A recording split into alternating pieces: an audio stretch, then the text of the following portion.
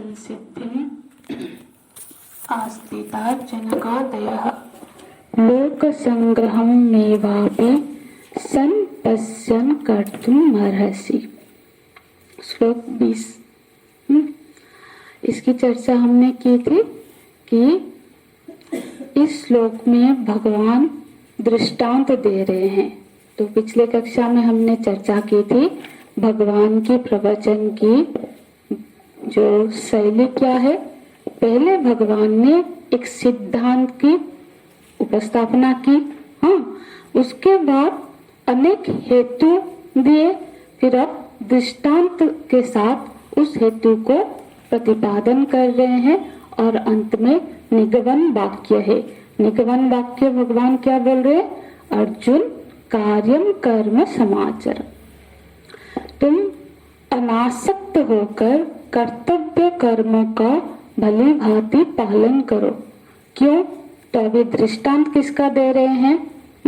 पद्धति दो होती है, एक तो इतिहास पद्धति होती है और दूसरा लोक पद्धति भी बोल सकते हैं। दूसरा एक पद्धति होती है जो कि हम जो अब पढ़ाई कर रहे हैं, एक तो इतिहास होती है और एक होती है व्याख्या की। तो यहाँ पे भगवान अब क्या कर रहे हैं? दृष्टांत दे रहे हैं कि जनक आदि जो ऋषि है उन्होंने अपने जीवन में परम पद की प्राप्ति की है, पर उन्होंने कभी कर्म का त्याग नहीं किया है।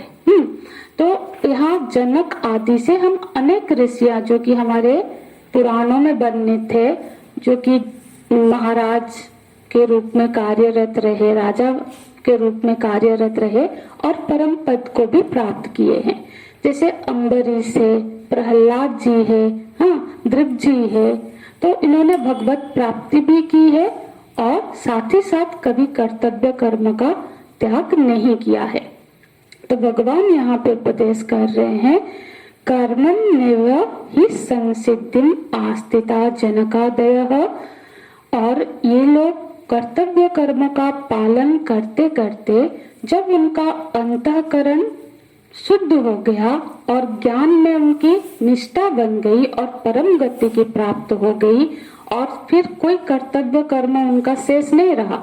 जो ज्ञानी है उसके लिए फिर क्या कर्तव्य है? उसके लिए तो कोई कर्तव्य शेष नहीं रहा, फिर भी वो कर्तव्य मतलब कर्म करते दिखे। क्यों? बोलते हैं लोक संग्रहम एव अपि, लोक संग्रह के लिए। तो लोक संग्रह माने हमने चर्चा की थी, लोक संग्रह माने लोगों के कल्याण। अति साधारण वाक्य में यदि हम चर्चा करें तो लोगों के कल्याण के लिए। तो पर भगवान भाष्यकार लोक संग्रह की व्याख्या करते हैं, लोकस्य उन्माग प्रवृत्ति निवारणम लोक संग्रहम। लोगों को उन्मार्ग से, गलत मार्ग से निवारण करने के लिए जो कार्य किया जाता है वो लोक संग्रह का कार्य है। जैसे कि गलत मार्ग से एक तो कोई चला गया है, एक वर्ग है, युवा पीढ़ी, कोई भी गलत मार्ग में निकल पड़े हैं, उनको उस मार्ग से लाना या फिर समाज को गलत मार्ग से जाने से बचाना, दोनों ही लोक कल्याण के कार्य है। लोक संग्रह कहा जाता है इसको। तो हम देखते हैं बहुत से महापुरुष है, जबकि अब उनकी कोई प्राप्ति, कुछ प्राप्तव्य नहीं है, फिर भी वो कार्यरत रहते हैं, बहुत बड़े बड़े कार्य अनुष्ठान करते हैं, क्योंकि वो समाज में जो जीव है सबका मंगल के लिए, कि सब भगवत उन्मुख हो, सबको भगवत प्राप्ति हो, समाज में धर्म का स्थापना हो, इसके लिए भी हमेशा वो कार्यरत दिखते हैं। तो इसीलिए लोक संग्रहम अपि संपश्यम कर्तुम अर्हसि। अर्हसि माने योग्यता। तो ये जो लोक संग्रह का कार्य है ये कौन कर सकता है? इसके लिए तो कोई एक योग्यता चाहिए ना, सभी थोड़ी ना करते हैं। तो उनके लिए क्या योग्यता है? माने कौन लोक संग्रह का कार्य कर सकते हैं और कैसे करते हैं। अब ये आगे के श्लोक में भगवान इसी की व्याख्या कर रहे हैं। तो हम आज आगे के 2 श्लोक देखेंगे, क्योंकि इस श्लोक पर तो हमने विस्तृत पीछे की कक्षा में चर्चा की थी। श्लोक नंबर 21, सब श्लोक को देखेंगे। तो लोक संग्रह किसको करना चाहिए, लोक संग्रहम कह करतुम, किसको करना चाहिए और कथम, किस तरह से करना चाहिए। तो बताते हैं, यत यत आचरति श्रेष्ठः, इसका विच्छेद करके पढ़ेंगे। यद्यदाचरति लिखा है ना, यद यद आचरति श्रेष्ठः, श्रेष्ठ जैसा जैसा आचरण करता है, तत् तत् एव इतरो जनाः, समझ में आ गया विच्छेद। हाँ, तत् श्रेष्ठ हो गया, तो फिर वो जो स्त है, स में से आधा स निकल गया जो कि ह हो गया। तो फिर अब बचा तत् एव इतर जनः। ठीक है, तो इतर जनः माने जो साधारण लोग है, जो अन्य जन मतलब जो हम लोग, जो साधारण जनता है।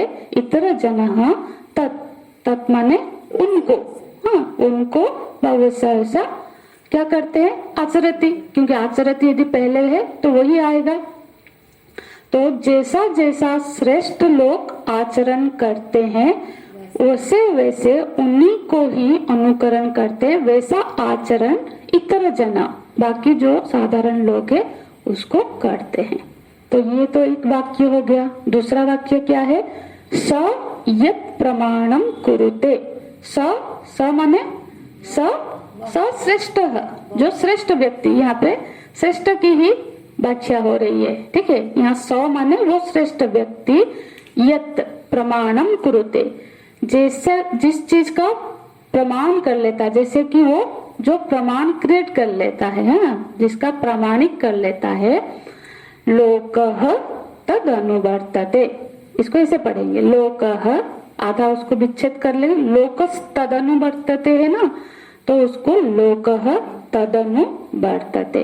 लोक मतलब जो इतर लोग, वो उसका अनुवर्तन करते हैं। ये श्लोक की सारी शब्द वाली हमको समझ में आ गई। अब इसकी व्याख्या में ध्यान देते हैं। देखो, बोलते तद अनुवर्तते, उसका अनुकरण, अनुवर्तन करते मतलब अनु माने पीछे, जैसा वो किए उसको हम उसका अनुकरण करते हैं। तो ये जो अनुकरण करने की जो वृत्ति है ना, ये मनुष्य में जन्मजात है, ये स्वाभाविक वृत्ति है ना। हम लोगों ने हमेशा देखा है, बच्चे जैसा कोई बड़ा करेगा, छोटा भाई है तो बड़ा भाई को वो वहां कूद के जाएगा तो वो भी चल के नहीं जाएगा, वहां से फिर वैसे कूद के जाएगा। तो अनुकरण करना हमारे जन्म से ही हमारे अंदर होता है कि हम हर चीज को अनुकरण करना पसंद करते हैं। हाँ, इसीलिए हम देखते हैं ना, कभी बच्चे, अब माँ पढ़ रही है तो वो बुक मांगेंगे कि मेरे को ये दे दे, वो दे के वो यदि मोबाइल पकड़ लेगी तो बुक अब वो दे दे, क्योंकि जो वो करेगी वही वो उसका अनुकरण करना चाहते हैं। तो ये अनुकरण की जो वृत्ति है हमारी जन्म सिद्ध है। तो हम किसको अनुकरण करेंगे, ये यहाँ पे चर्चा का विषय है कि हम किसको अनुकरण करते हैं। और अनुकरण एक स्वाभाविक प्रवृत्ति भी है, हम बहुत बार जानबूझ के नहीं अनुकरण करते, वो ऐसे ही होता है। जैसे कि बहुत सारी चीजें हम अपने बच्चों को सिखाना नहीं चाहते हैं, पर वो अपने आप उसको सीख जाते हैं। जैसे कि अभी कोई पंडित है तो वो अपने बच्चे के, शास्त्री है तो क्या करेगा, वो और उसका बेटा बैठ के संध्या जरूर करेंगे, संध्या तो ब्राह्मण का कर्तव्य ही है। तो आधा घंटा लगता है संध्या में। तो एक शॉर्टकट मेथड भी होता है, 15 मिनट में भी होता है। हम भी करते हैं कि कभी यदि बहुत कुछ कार्य है तो 15 मिनट वाला भी कुछ स्किप करके करते हैं। तो एक दिन क्या हुआ, क्योंकि वो पंडित जी को कोई काम के लिए अर्जेंट जाना था तो उन्होंने 15 मिनट वाला कर लिया और फिर चले गए। दूसरे दिन उनके वो बैठे हैं बेटे ने 15 मिनट में ही करके उठ गया। तो फिर वो अपना कंप्लीट किया आराम से, फिर आके बोले कि तुमने आज जल्दी क्यों कंप्लीट कर, मतलब संध्या कर लिया? नहीं, मुझे पढ़ाई करनी थी स्कूल, इसीलिए मेरा होमवर्क नहीं हुआ था, इसीलिए मैं। तो बोले कि बेटा ऐसा नहीं करना चाहिए, संध्या तो अपने नियम से करना चाहिए, पर आपने तो कल ऐसे किया था। देखो, ये चीज उसको सिखाना नहीं पड़ा, वो खुद ही सीख गया कि यदि कोई कार्य है तो हम ये ऐसे भी कर सकते हैं। तो ये चर्चा का ये है कि बहुत बार ऐसा होता है कि हम स्वतः कोई चीज अडॉप्ट कर लेते हैं और हमको उसका खुद ही ध्यान भी नहीं रहता है कि हम अब उसको अनुकरण करके उस तरह से हम अपना जीवन कर रहे हैं। तो यहाँ पे क्या बोल रहे भगवान? तो यहाँ पे ध्यान किस पे देना है कि हम अनुकरण जो कर रहे हैं किसका कर रहे हैं? तो हम हमेशा उसी का अनुकरण करेंगे जिसके प्रति हमारे मन में श्रेष्ठ का भाव हो, बड़ेपन का भाव हो। हमारे घर में एक नौकर भी है और हमारे माता पिता भी है, तो नौकर को बच्चा इतना फॉलो नहीं करता है जितना जिसके प्रति उसका श्रेष्ठ का भाव हो, बड़ेपन का भाव हो, उसी को वो अनुकरण करता है। मतलब जिसको अब वो देखता है कि ये इनको सम्मान मिल रही है, सफलता मिल रही है, तो उसी का फिर क्या करेगा? उसके प्रति फिर श्रेष्ठत्व का भाव आता है। श्रेष्ठ माने क्या? प्रधान, इम्पोर्टेंस। तो भाव आता है, तो फिर ये खोज में लगता है कि कौन सी चीज है जो इनको श्रेष्ठ बना रहा है, और उस चीज का वो अनुकरण कर रहा है। अनुकरण किसका करेगा? वो कार्य का, वो चीज का, जो वो फिर खोजता है कि अरे ये ऐसे बड़े, मतलब ऐसे इम्पोर्टेंट कैसे बने, ऐसे श्रेष्ठ कैसे बने, तो फिर वो उसका अनुकरण करता है। पर यहाँ पे गलत कहाँ हो सकती है? यदि किसी गलत व्यक्ति के प्रति हमारे मन में श्रेष्ठत्व का भाव आ जाए तो फिर हम यही चीज फॉलो करेंगे। जैसे कि कॉलेज में बच्चे देख रहे हैं कि कोई नेता है, कॉलेज के बच्चों का मतलब नेता होते हैं ना बच्चे में, तो वो उसको सब डर रहे हैं, या फिर नेता है या फिर कोई लड़का है जिसका बहुत रुबाब है, कहीं जाता है तो वो कैंटीन में भी उसको कोई कुछ पैसा भी नहीं मांगता है, दे देता है। लोग वो आता है तो सीट पहले छोड़ देते हैं। कोई उससे बहुत प्रभावित हो गया, अरे ये तो बहुत श्रेष्ठ है, और वो ऐसा कैसे बना? गुंडागर्दी करके, लोगों को धमका के, उस तरह से। तो वो फिर क्या कर रहा? उसका चेला बन के वही मार्ग को अपना रहा है। वो भी अरे हट, मतलब व्यवहार इस तरह से करेगा जिस तरह से वो लोगों के साथ खराब व्यवहार कर रहा है। तो फिर यहाँ पे चर्चा का विषय ये है कि मतलब जो ऑपरेशनल एरिया है हमारे लिए, हम लोग तो साधक बन के चर्चा कर रहे हैं ना, क्या है कि हम कहाँ श्रेष्ठत्व की बुद्धि रख रहे हैं, है ना?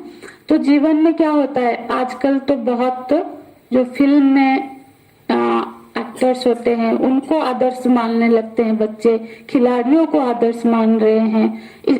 इसी का ही तो फायदा ये कंपनी लोग लेते हैं ना, कि वो जैसा पहन रहा है वो ये ड्रिंक पीता है, हालांकि वो पीता नहीं पीता अलग बात है, वो उससे एडवर्टाइज कर रहा है कि ये मैं पी रहा है। तो लोग उससे, क्योंकि एक बहुत बड़ा वर्ग उससे प्रभावित है और उसको श्रेष्ठ मान रहा है, तो वो जब आके बोल रहा है कि ये ड्रिंक पीने से ऐसे एनर्जी आ रही है, ये हो रहा है, तो लोग उसको अनुकरण कर रहे हैं, उसी को फॉलो कर रहे हैं।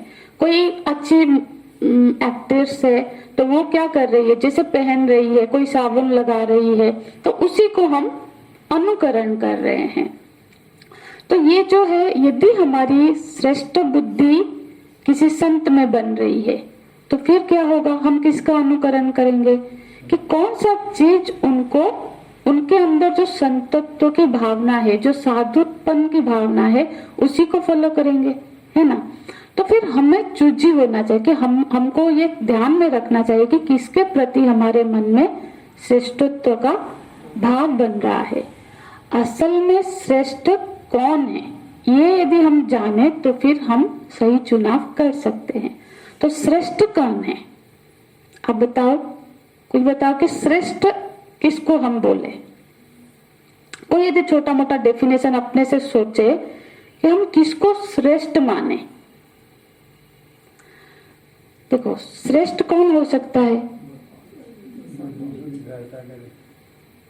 उसके हम सबके मन में कोई ना कोई व्याख्या है। ऐसा नहीं है कि हमने जीवन में किसी को आदर्श नहीं माना है, श्रेष्ठ माना है, बस शब्द देने की बात है। तो मैं एक प्रयास करती हूँ, हो सकता है ये डेफिनेशन आप सबको भी ठीक लगे। जो व्यक्ति मतलब जिसको वस्तु का ज्ञान भी हो, यथार्थ ठीक ठीक ज्ञान हो, और वो उसका वैसा ही आचरण करता हो, वो श्रेष्ठ है।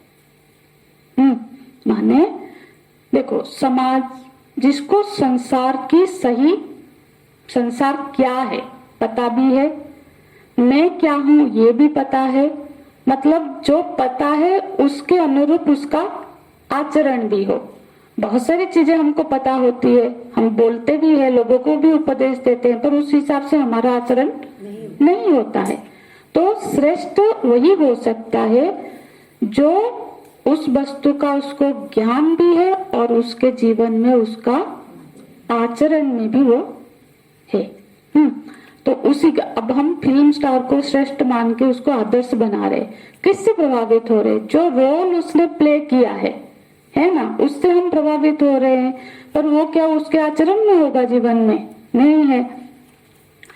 तो यहाँ पे जो श्रेष्ठ जिसको हम मान रहे हैं, तो असल में श्रेष्ठ वो है जो संसार कैसा है यथार्थ उसका जानता है। माने कैसे? ये शरीर, मन, इंद्रिय, धन, कुटुंब, ये सब मैं नहीं हूं, मेरे नहीं है। और साथ ही साथ उसको ये भी पता है कि मैं कौन हूं।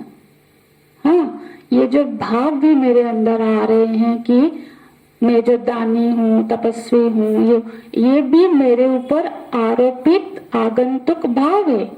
क्योंकि कोई भाव अच्छा हूँ, बुरा हूँ, कोई भी किया तो फिर व्यक्तित्व के साथ बंध गए, एक व्यक्तित्व बन गया।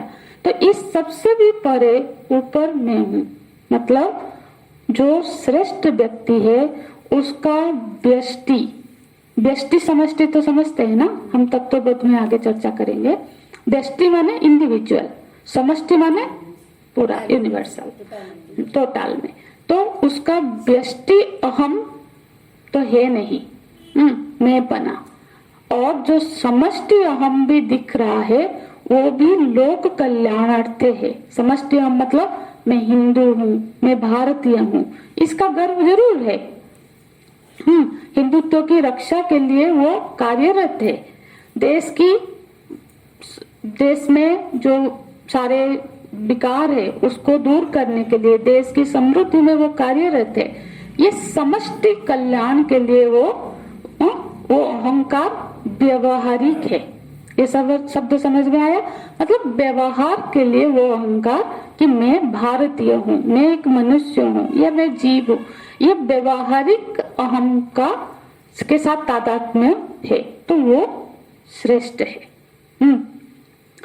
तो यहाँ पे असल में जो श्रेष्ठ, हम किसको श्रेष्ठ मानते हैं? क्या जो श्रेष्ठ है हम सब उसको श्रेष्ठ मानते हैं? ये जरूरी है? नहीं है। कोई श्रेष्ठ है, अच्छा बोल रहा है, पर हमारे मतलब वो श्रेष्ठ है, पर हमारा उसके प्रति श्रेष्ठ का भाव ना हो तो फिर क्या होता है?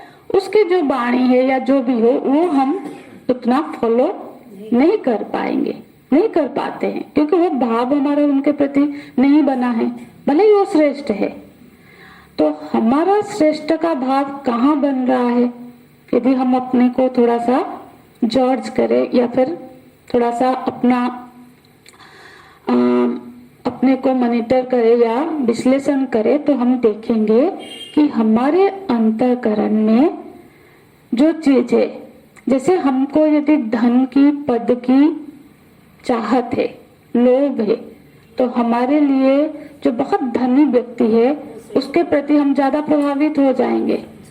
पद के प्रति यदि लोभ है तो बड़े पद में जो है कोई मंत्री है, अरे वो मंत्री जी है, तो हम उससे बहुत प्रभावित हो जाएंगे कि उसने कहा है। तो फिर हम जो प्रभावित हो रहे हैं वो हमारे अंदर किस तरह की कामना है, उस हिसाब से हम अपने श्रेष्ठत्व का आरोप दूसरे पे कर रहे हैं, है ना। तो इसी के लिए हमको हमारा जो ऑपरेशनल एरिया मैंने कहा, मतलब हमको इस पर काम करनी है कि हमारी बुद्धि किसको श्रेष्ठ मान रही है, किसको मानना चाहिए। ये तो मैंने बताया अभी कि श्रेष्ठ कौन है, तो उसको मानना चाहिए। पर अब किसको श्रेष्ठ मान रही है। फिर भी यदि कोई महापुरुष पे हमारी श्रेष्ठता की बुद्धि है, गुरुदेव है, बहुत संत है, तो फिर क्या होता है, हम उनका अनुकरण करने लगते हैं और वो हमारे लिए मंगलप्रद है ना। तो यहाँ पे जो श्रेष्ठत्व की भावना है उसको यहाँ हम श्रेष्ठ को समझने के लिए चर्चा कर रहे हैं कि क्योंकि यत् यत् आचरति श्रेष्ठ, क्योंकि जो श्रेष्ठ की जिस पे हम भावना हो गई, जिसके प्रति हमारी श्रेष्ठ बुद्धि हो गई, फिर हम उसका अनुकरण करने लगते हैं, उसी को फॉलो करने लगते हैं। तद इतर जनाः आचरति। ठीक है, अब ये लाइन समझ में होगी। अब दूसरा नीचे के देखते हैं। स यत् प्रमाणं कुरुते लोकः तदनु वर्तते। स माने वो श्रेष्ठ व्यक्ति, यत् प्रमाणं कुरुते, जिस चीज को प्रामाणिक बोल देता है। मान लो कि जिस प्रमाण के आप जिस रास्ते पे मार्ग में जाके वो वहां पे पहुंचा है, फिर दूसरे जो लोग हैं उस मार्ग का अनुसरण करते हैं। इस तरह से प्रमाण को हम समझते हैं। शास्त्र प्रमाण भी ले सकते हैं, जिस ग्रंथ को आधार करके उन्होंने उस परमगत पद को प्राप्त किया है, उस ग्रंथ को फिर हम भी आधार मानते हैं, है ना। जैसे भगवान बुद्ध है, भगवान जैन, महावीर है, उन सब ने एक पद्धति को अपनाया, है ना। फिर उनके फॉलोअर ने उस पद्धति को प्रमाण के रूप में लिया और उस मार्ग में वो चले, क्योंकि वो श्रेष्ठ है। उन्होंने अपने जीवन में कुछ अचीवमेंट करके वो चीज दिखाई, फिर लोग उससे प्रभावित हुए और उन्हीं का मार्ग का ही अनुकरण करने लगते हैं। संयत प्रमाणं कुरुते लोकः तदनु वर्तते। देखो यहाँ पे एक प्रश्न किसी के मन में आ सकता है, आचरण करना और प्रमाण स्थापना करने में क्या फर्क है। हम एक बार तो भगवान ने बोला, क्योंकि भगवान के वाक्य में कभी भी रिपीटेशन नहीं होती है। आप गीता जी का अभी तक हमने इतने पढ़ाई किया, एक शब्द भी व्यर्थ का भगवान नहीं बोलते हैं। यदि वो एक कमा भी है उसमें, तो उसका भी जरूर कोई अर्थ होगा। यदि भगवान 2 लाइन में 2 बार उसको बोल रहे हैं, तो इसके मतलब 2 अलग चीजें होगी। तो यहाँ प्रमाण का अर्थ है, देखो आचरण में हर चीज को कोई नहीं कर सकता। अब अपनी जाति, अपने आश्रम, अपने वर्ण के हिसाब से उनका कुछ आचरण होगा। सही तो बहुत सारी चीजें होगी, पर क्या एक व्यक्ति हर आश्रम का तो आचरण नहीं कर सकता। अब जो सन्यास है वो तो सन्यास आश्रम का आचरण कर रहे हैं ना, तो पर वो गृहस्थों को उपदेश नहीं कर सकते। क्या करते हैं कि गृहस्थ को कैसा होना चाहिए, स्त्री को कैसा हो। अब वो स्त्री होंगे या पुरुष होंगे, पर दूसरे को भी कैसा होना चाहिए वो भी तो वो सीखेंगे ना। तो यदि सन्यास से सन्यास लोग ही थोड़ी ना अनुकरण करेंगे, गृहस्थ भी उसको अनुकरण करेगा। तो यहाँ पे आचरण और प्रमाण का भेद यहाँ पे है कि एक तो उन्होंने कुछ आचरण करके दिखाया है, और दूसरा जो ऐसे व्यक्तित्व है जिन्होंने ऐसे पद को प्राप्त किया है, उनकी वाणी, वो जो बोल रहे हैं वो भी अनुकरणीय है ना। भले ही क्योंकि वो सन्यास है, उन्होंने विवाह नहीं किया है, पर वो बोल रहे हैं कि आप इस उम्र में विवाह करो और धर्म पत्नी के साथ इस तरह का आप धर्म अनुष्ठान करो। या फिर आप इस तरह से धन का दान करो, जबकि वो धन, क्योंकि वो तो सन्यास है, भिक्षुक है, वो धन का दान नहीं करते हुए दिख रहे हैं, पर वो उपदेश कर रहे हैं कि आप धन का दान ऐसे ऐसे जगह में करो, गरीबों को करो, ब्राह्मण को करो। इस तरह से जो उपदेश कर रहे हैं वो प्रमाण है। और जो भी कोई संत या फिर महापुरुष उपदेश करता है वो हमेशा शास्त्र के आधार पर ही उपदेश करता है। कोई भी उपदेश शास्त्र या वेद के आधार पर ना हो तो फिर वो ग्रहणीय नहीं मानी जाती है। या फिर वो गुरु परंपरा को फॉलो कर रहे होंगे या फिर किसी शास्त्र के आधार पर वो उसको उपदेश कर रहे होंगे, तो फिर वो शास्त्र प्रमाण मानी जाती है। तो यहाँ पे संयत प्रमाणं कुरुते लोकः तद अनुवर्तते, लोग उसका अनुकरण कर रहे हैं। तो भगवान ये उपदेश किसको कर रहे हैं? अर्जुन जी को कर रहे हैं, और अर्जुन जी को निमित्त बना के हम सबको कर रहे हैं। तो अब हमको यहाँ पे क्या सीख, दोनों ही सीख लेना है। देखो, अर्जुन जी को बोल रहे हैं कि श्रेष्ठ जैसा आचरण कर रहा है, एक तो तुम वैसा आचरण करो, ये भी ले सकते हैं, या फिर तुम श्रेष्ठ हो इसलिए तुम ऐसा आचरण करो क्योंकि लोग तुम्हें अनुकरण करेंगे। तो ये दोनों चीजें हम पर भी लागू होती है। अभी तक तो मुझे लगता है हम सब ने ये सोच लिया कि कोई श्रेष्ठ है और हम अनुकरण करने वाले हैं, पर हम सबको भी कोई ना कोई अनुकरण कर रहा होगा, हम भी किसी के लिए श्रेष्ठ होंगे, है ना।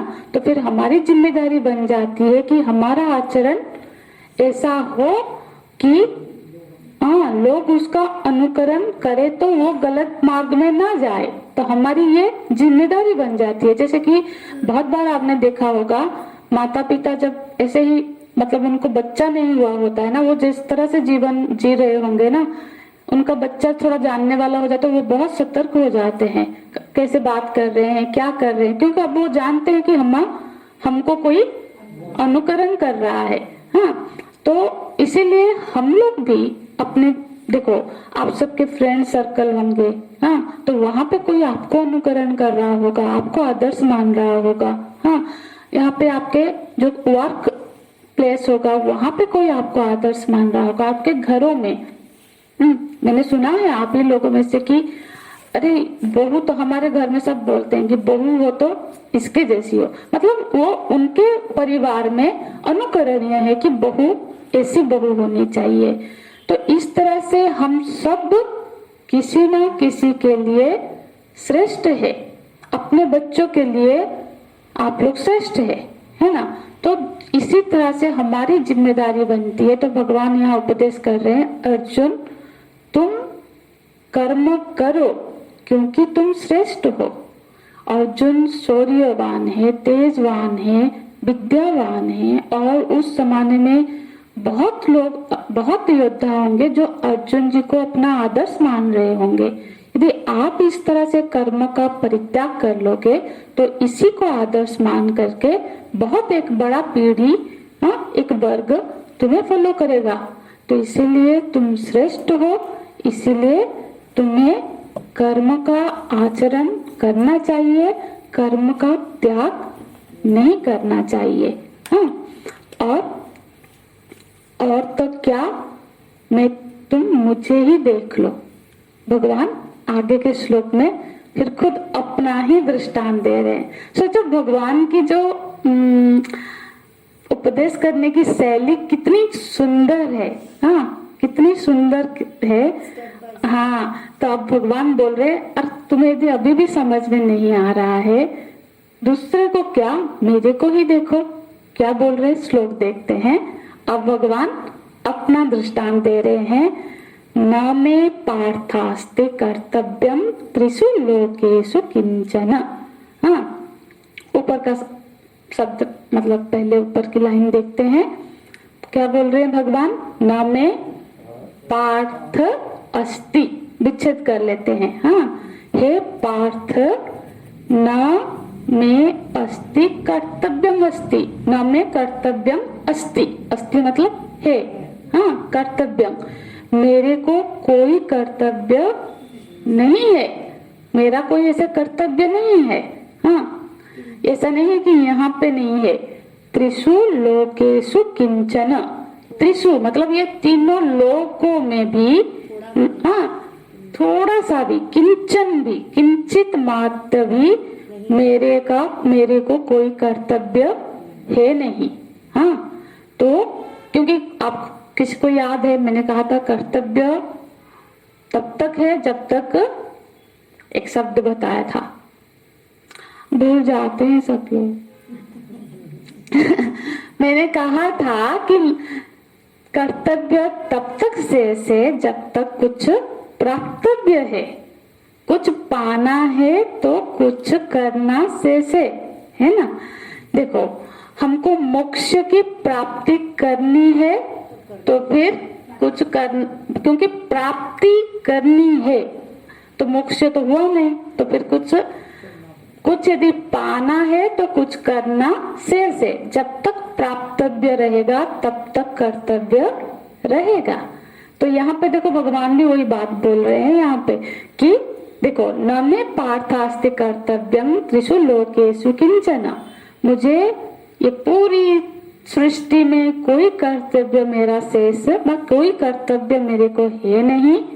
क्यों नहीं है भगवान आपको कर्तव्य? तो बोलते हैं, तो नीचे का शब्द देखते हैं अच्छे से, उसको देखिए, विच्छेद है, क्या लिखा है बताओ तो कोई पढ़ के उसको। नानवाप्तम वाप्तव्यम, उसको विच्छेद करते, न अनवाप्तम, अनवाप्तम अवाप्तव्यम, ये 3 शब्द हो गए इसमें। न अनवाप्तम अवाप्तव्यम, ठीक है। तो अनवाप्तव्यम माने प्राप्त, यही मेरे को प्राप्त करने योग्य कोई भी वस्तु दुनिया में, क्या पूरे सृष्टि में है ही नहीं। अब भगवान को क्या प्राप्त करनी है, जबकि पूरी सृष्टि ही उनकी है, तो भगवान को थोड़ी ना कुछ प्राप्त करना है।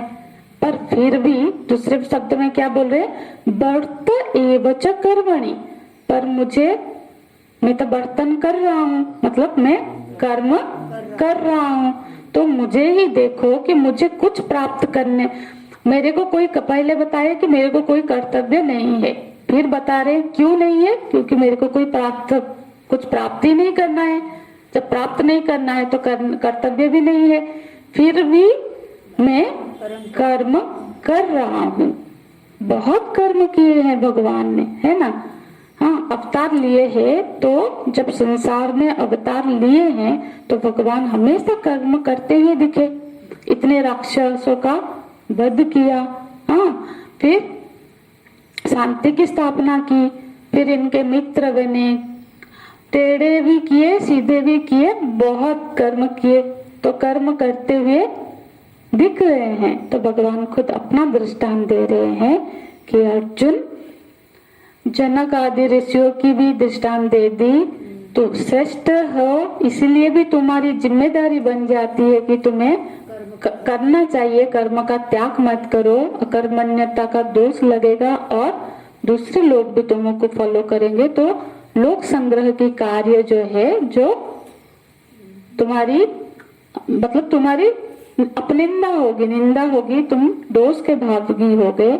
उस सब के बाद भगवान अपना दृष्टांत देते हैं कि मुझे ही देख लो, मेरा तो कोई कर्तव्य नहीं है, ब्रह्मनिष्ठ। देखो, यहाँ दोनों की बात हुई। एक तो यदि हम अभी ज्ञानी नहीं है तब भी कर्म करना है, क्योंकि कर्म करते हुए अंतःकरण की शुद्धि होगी और ज्ञान की प्राप्ति होगी। और यदि ज्ञानी हो गए तब भी कर्म करना है, लोक संग्रह के लिए, या फिर श्रेष्ठ हो, लोग उसका अनुकरण करेंगे इसलिए। तो दोनों ही क्षेत्र में कर्म का त्याग तो बनता ही नहीं है ना। और मैं तो स्वयं ब्रह्म ज्ञानी, क्या मैं तो ब्रह्म ही हूँ और मैं भी कर्म करता हुआ दिख रहा हूँ, है ना। तो इसीलिए भी कर्म का आचरण होना ही चाहिए। इसी का और आगे और विस्तार है, तो आगे के 2 श्लोक अगले गुरुवार में देखेंगे। हरिओम तत्सत। ओम पूर्णमदः पूर्णमिदं पूर्णात् पूर्णमुदच्यते पूर्णस्य पूर्णमादाय पूर्णमेवावशिष्यते। ओम शांति शांति शांति। हरि